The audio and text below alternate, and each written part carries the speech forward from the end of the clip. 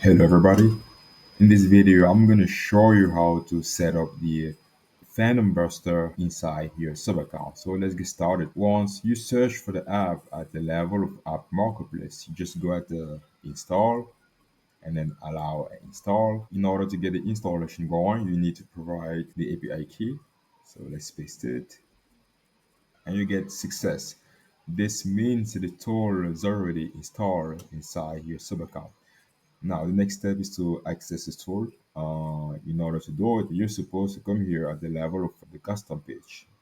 But if you notice, we don't have it here, which means we need to refresh the page. Let's do it right away. Here we are. So let's scroll down and we have Phantombuster.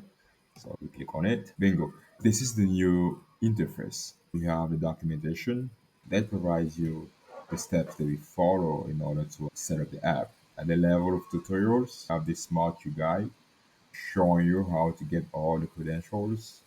Down here, you have the setup video. And finally, the level of setup, you can check the status of the app. So that's pretty much, guys. If you ever have any question, feel free to reach our support team who's available 24/7 to answer to all your questions. Thank you for watching.